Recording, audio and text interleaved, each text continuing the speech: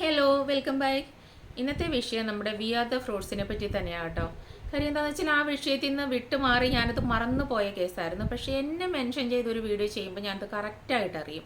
പല ആവർത്തി പല തവണ എൻ്റെ പേരെടുത്ത് പറഞ്ഞ് വീഡിയോ ചെയ്യുമ്പം അതിനെതിരെ ഡെഫിനറ്റ്ലി ഞാൻ വീഡിയോ ചെയ്തിരിക്കും. കാര്യം എനിക്ക് വേണ്ടിയിട്ട് സംസാരിക്കാൻ ഞാനല്ലേ ഉള്ളൂ, അപ്പം ഞാൻ സംസാരിക്കും.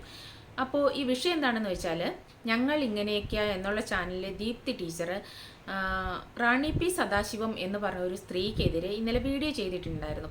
ഈ സ്ത്രീ ഒരുപാട് ചാനലുകളിൽ കമൻറ്റ് ചെയ്ത് ഞാൻ കണ്ടിട്ടുണ്ട്. ഇതുപോലെ തന്നെ എൻ്റെ വീഡിയോയ്ക്ക് താഴെയും കമൻറ്റ് ചെയ്യാറുണ്ട്.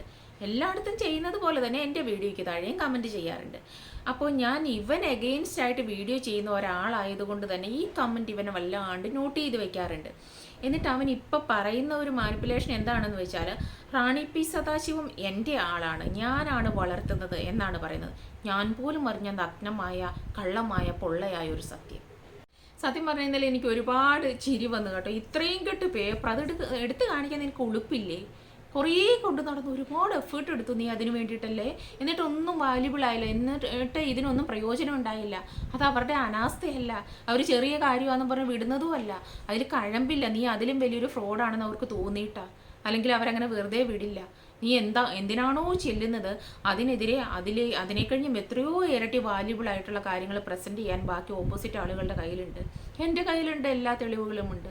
അതുപോലെ തന്നെ പലരുടെയും കയ്യിലുണ്ട്.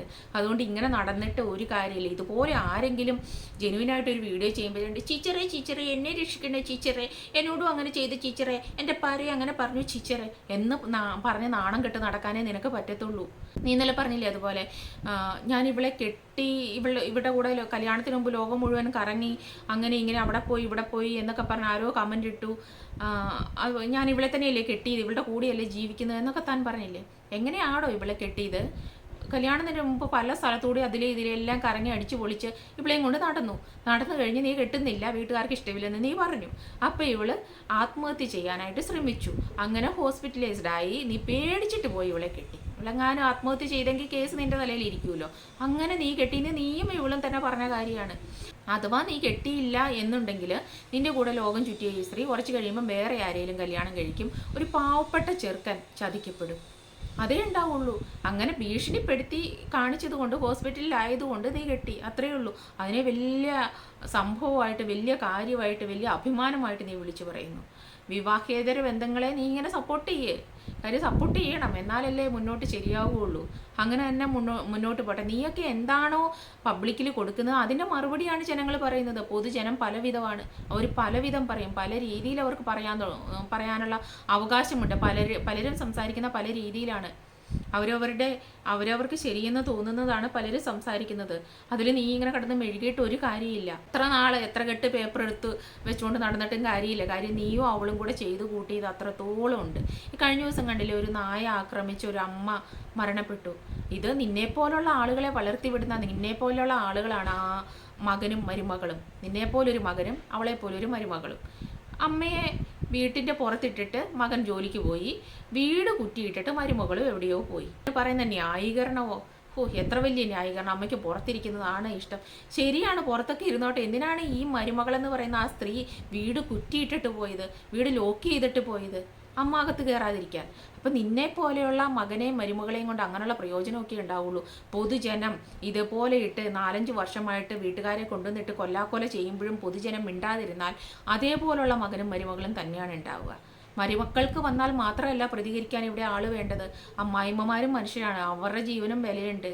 അത് തന്നെയേ ഞാൻ ചെയ്തുള്ളൂ, അന്നും ഇന്നും അതേ ഞാൻ ചെയ്തുള്ളൂ. ഞാൻ ചെയ്ത കാര്യത്തിൽ 100% ശരിയാണ് എന്നുള്ള ബോധ്യം എനിക്കുണ്ട്.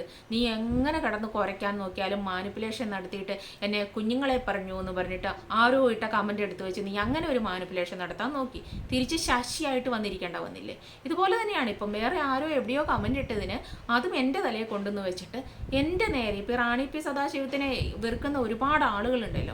അപ്പോൾ അവരെല്ലാം കൂടെ എൻ്റെ തലയിലേക്ക് വരാൻ വേണ്ടിയിട്ട് അതിനെതിരെ നീ മാനിപ്പുലേഷൻ നടത്തുന്നു. ഇത് വിവരമുള്ള ആളുകൾക്ക് മനസ്സിലാക്കാവുന്ന കാര്യമേ ഉള്ളൂ. അപ്പോൾ ആൺമേരി മുഴുപ്പേൽ എന്ന് പറയുന്ന ആ താടകയെ ആദ്യം നീ ഒതുക്ക്, എന്നിട്ട് നീ മറ്റുള്ളവരെ വിമർശിക്കാൻ പോ. എന്തൊക്കെ അസഭ്യം അത് ഞാൻ എൻ്റെ കുറേ വീഡിയോസിൽ പഴയതിൽ ഇട്ടിട്ടുണ്ട് അവളുടെ കമൻസ്. അതും നിന്റെ സ്വന്തം വീട്ടുകാരെ പെങ്ങളെ അമ്മയും പറഞ്ഞു. അപ്പം നീ കൈകൊട്ടി ചിരിച്ചുകൊണ്ടിരുന്നു. ഇപ്പം നിനക്ക് പൊള്ളുന്നുണ്ടല്ലേ? നിനക്ക് ഒരു നീതി എവിടെയും കിട്ടാൻ പോകുന്നില്ല. ലുലുമാളിൽ ഇപ്പോൾ സെയിലൊന്നും ഇല്ലേ? ഇല്ലാഞ്ഞിട്ടാണോ അടുത്ത അമ്മ പെങ്ങൾ വിഷയമായിട്ട് വന്നത്? റാണി പി സദാശിവത്തിനെ മെൻഷൻ ചെയ്തിട്ടാണ് സംസാരിച്ചതെങ്കിൽ നീ അത് മാത്രം സംസാരിക്കണമായിരുന്നു.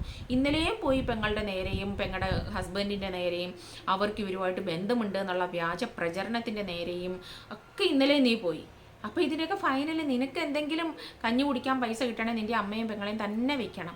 അപ്പം ഞാൻ റീച്ചിന് വേണ്ടിയിട്ടല്ലേ എന്ന് ചോദിച്ചാൽ നീ അങ്ങനെ പറഞ്ഞാൽ എനിക്ക് യാതൊരു പ്രശ്നമില്ല. പക്ഷെ നീ എപ്പോഴെങ്കിലും ഈ ഒരു വിഷയം എടുത്തിടാത്തിടത്തോളം കാലം നിൻ്റെ പുറകെ ഞാൻ വരാറുമില്ല, നിൻ്റെ വീഡിയോയ്ക്ക് ഞാൻ റിയാക്ട് ചെയ്യാറുമില്ല. അതിനിപ്പോൾ എങ്ങനെയൊക്കെ നീ അതിനെ മാനിപ്പുലേറ്റ് ചെയ്ത് സംസാരിക്കാൻ നോക്കിയാലും വീഡിയോ കാണുന്നവർക്കത് കൃത്യമായിട്ട് മനസ്സിലാകും. അതുപോലെ നീ പറയുന്നുണ്ടായിരുന്നു ചെറിയ കേസുമായിട്ട് ഞങ്ങളും ഇതിനു വേണ്ടി ഒത്തിരി നടന്നതാ, ഇത്രയും കെട്ട് പേപ്പറൊക്കെ എടുത്തു വെച്ചിട്ട് നടന്നതാ, ചെറിയ കേസുമായിട്ടൊന്നും പോയിട്ട് കാര്യമില്ലെന്ന്, അവർക്ക് വേറെ ഒരുപാട് വലിയ കേസുണ്ടെന്ന്. വെറുതെ ഞാനും പോയിട്ടുണ്ട് ഒരു ചെറിയ കേസിന് SP ഓഫീസിൽ. വിത്തിൻ സെക്കൻഡ്സ് എനിക്ക് അതിനുള്ള നീതി അവിടുന്ന് തന്നെ അവിടെ ഇരുന്നിട്ട് തന്നെ കിട്ടിയിട്ടുണ്ട്. ഒറ്റ ഫോൺ കോളിൽ ഞാൻ എന്തിനാണോ പോയത് ആ കാര്യത്തിൽ എനിക്കുള്ള നീതി അവിടുന്ന് തന്നെ ഉറപ്പാക്കിയതിന് ശേഷമാണ് എന്നെ അവിടുന്ന് പറഞ്ഞു വിട്ടത്. കാര്യം എന്താണെന്നറിയോ? ഞാൻ പറഞ്ഞത് അത്രയും ജെന്യുവിനായിട്ടായിരുന്നു. എനിക്ക് പറയാനുള്ള കാര്യം അത്രയും സത്യസന്ധമായിരുന്നു. അവർക്കത് മനസ്സിലായി. ഹ്യൂമൻ സൈക്കോളജിയുടെ ABCD അറിയുന്ന ഒരാൾക്ക് മനസ്സിലാകും ഒരാൾ സംസാരിക്കുമ്പോൾ ഇയാൾ സത്യമാണോ പറയുന്നത് അല്ലെങ്കിൽ അതൊരു കള്ളമുണ്ടോ എന്ന ഒരു സംസാരത്തിൽ നമുക്ക് മനസ്സിലാകും. അത് മനസ്സിലാകണമെങ്കിൽ ഇവൻ്റെ വീഡിയോ കണ്ടാൽ മതി. ഇവനെ ഈ വീട്ടുകാരെ പറ്റിയിട്ട് അല്ലെങ്കിൽ പരദൂഷണം പറയുന്ന ഏതൊരു വീഡിയോയിൽ വീട്ടുകാരെ പറ്റിയിട്ട് പറയുന്ന വീഡിയോയിൽ നോക്കിയാൽ ഇവൻ പലയിടത്തേക്ക് ചന്നം പിന്നെ നോക്കിയിട്ടായിരിക്കും സംസാരിക്കുക. കൃത്യമായൊരു ഫോക്കസ് ഇവനുണ്ടാവില്ല. നമ്മൾ ഏതൊരു കാര്യം പറയുമ്പോഴും ഇപ്പോൾ ഒരു ഓഫീസറുടെ മുമ്പിൽ ഇരുന്ന് പറയുകയാണെങ്കിൽ നമ്മൾ പറയുന്നതിന് വ്യക്തതയുണ്ട്, അല്ലെങ്കിൽ നമ്മൾ സത്യമാണ് പറയുന്നത് എന്നുണ്ടെങ്കിൽ ഏതെങ്കിലും ഒരു ഒബ്ജക്റ്റിൽ നോക്കിയിരുന്നാലും നമ്മൾ അവിടെ ഷാർപ്പായിട്ട് ഇപ്പോൾ അവരുടെ കണ്ണുകളിലേക്ക് നോക്കി നമുക്ക് സംസാരിക്കാൻ പറ്റും കോൺഫിഡൻസോടെ. ഇവനത് പറ്റുന്നില്ല. അപ്പം തന്നെ മാനിപ്പുലേഷനാണ്. അവിടെ ഇരുന്നൊരുത്തി പറഞ്ഞ് പഠിപ്പിച്ച് വിട്ടേക്കുന്നത് ഇവനിവിടെ വന്ന് പ്രസൻറ്റ് ചെയ്യുന്നു, അത്ര തന്നെയുള്ളൂ. അവളെ ഏത് രീതിയിലൊക്കെ ഇവന് തൃപ്തിപ്പെടുത്തി നിർത്താം, എന്നാലേ ഇവന് ജീവിതമുള്ളെന്ന് എനിക്ക് തോന്നുന്നു.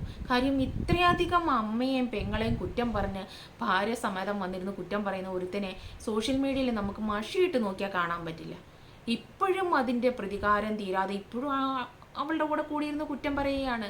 പിന്നെ ഈ പറയുന്ന സ്ത്രീയെ അങ്ങനെ വിളിച്ചു ഇങ്ങനെ വിളിച്ചു, മൊട്ടച്ചീന്ന് വിളിച്ചു, അത് വിളിച്ചു ഇത് വിളിച്ചു എന്നൊക്കെ പറഞ്ഞ് നീ ഇരുന്ന് മെഴുകുന്നുണ്ടായിരുന്നു. ഇവളെ എന്തെങ്കിലും ആരെങ്കിലും വിളിച്ചിട്ടുണ്ടെങ്കിൽ നീ മറ്റുള്ളവരെ വിളിച്ചതിന് എന്നെ എന്തെങ്കിലും വിളിച്ചതിന് ശേഷം മാത്രമേ ഞാൻ എന്തെങ്കിലും തിരിച്ചു വിളിച്ചിട്ടുള്ളൂ. എന്നെ വിളിച്ചാൽ ഞാൻ തിരിച്ചു വിളിക്കൂടോ?